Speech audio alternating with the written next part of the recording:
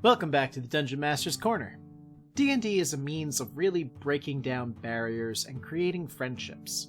Sometimes you can actually deal with real issues in your life through an imaginary person. Today, we're diving into what happens when you do that with a group of your friends. So, this one is group therapy, that's right. Group therapy. Now, listeners at home, we talked about this campaign quite a bit, and honestly, this was the campaign where a lot of us really became friends. I mean, you and Gina had been friends since forever. Yeah, we'd been friends since literally preschool, but it was our first D&D campaign together and with you and right, Matt as well. Because Gina and I met in college. Matt and I met at the game store. I believe we told that story already. Murder. Definitely go check that out if you haven't, because it's amazing. Yeah, I'm not sure if that's the title of it, but that was where we were yelling, murder. And that apparently attracted Matt, which says more about our friendship than it probably should. We also had, this was before Carly, we had a friend of ours playing Vega, the druid, in this one, which he'll come up in a future episode in more detail. But that's where the group all kind of met before we started in Solane.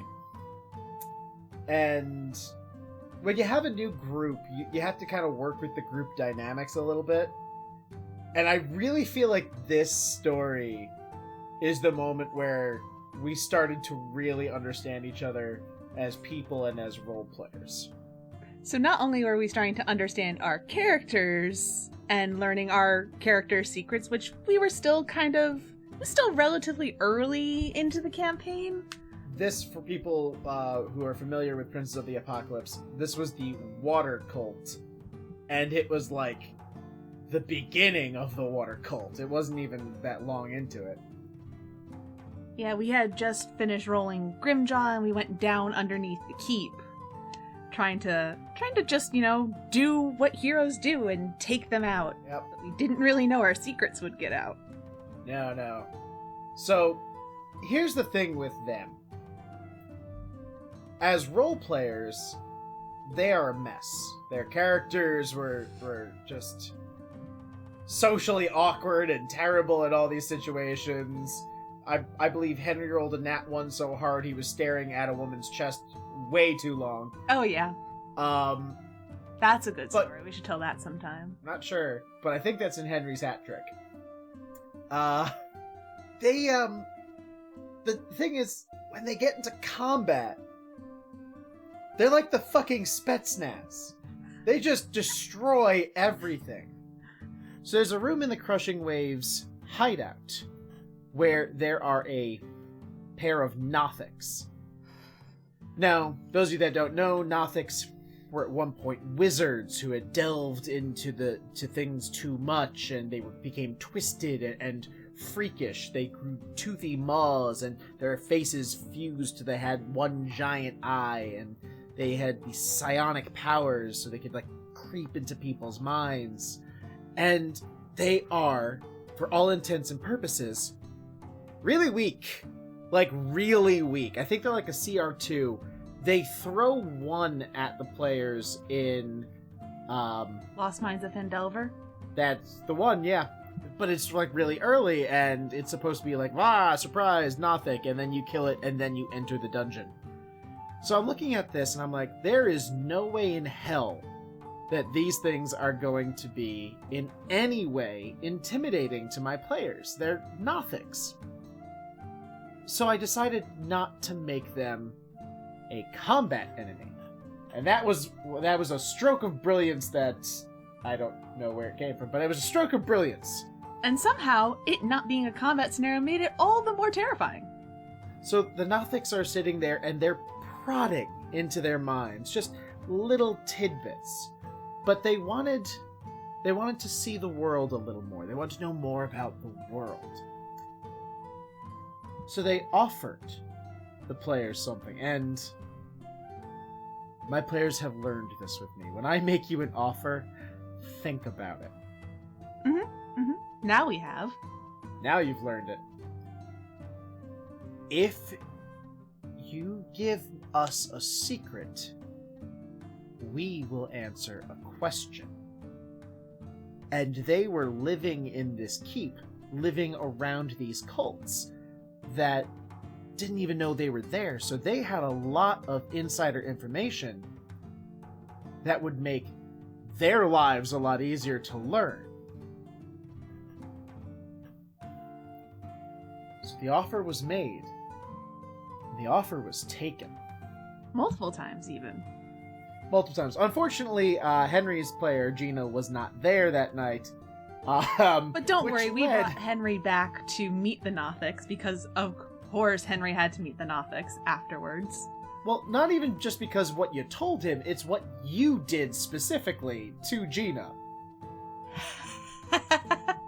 So, because she missed it, I was the artist of the group.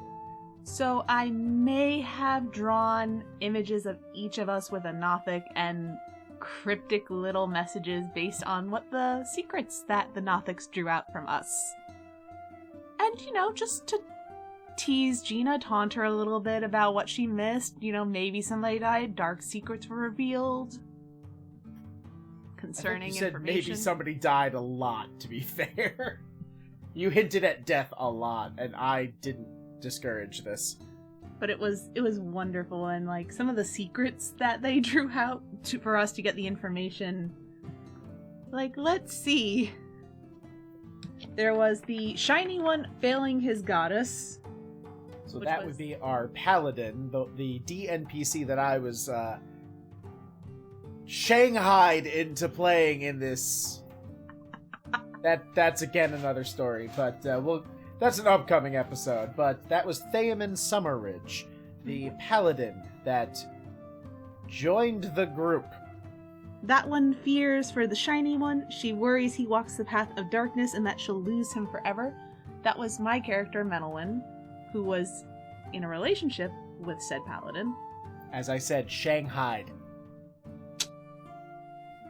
I regret nothing. I know. Then we started asking our questions. And there was that concern, the DM, Brian, was asking us, if he had information on our characters' backstories, which of course he did. But he was asking for more, what would be things that they worry about, or, fears, or little tidbits. And Menelwyn was a desert elf dating a human. So one of the worries that was brought up by the Nothics was, what if she lives? What if she dies? What will remain? Will it be a short, happy life or a sad, long one? And by the way, the whole voice that he was doing for the Nothics the entire time was this creepy Gollum-esque voice, which made it 10 times more terrifying. Will it be short? Will it be long? It was just, and it's in your mind when it was going on. It was just terrifying. Oh, it wasn't just in your mind. They found out after the fact, no, that was in everyone's mind. Your secret that they pulled out was in everyone's mind, which actually led to the whole point of this being group therapy, because everyone just found out one of your darkest secrets, and now it was kind of time to lay it on the table and talk it out, which led to this revelation in our characters and their interactions with one another.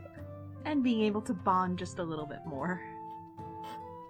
Either bond or become fucking terrified of. Which was mainly becoming terrified of Vega the Druid.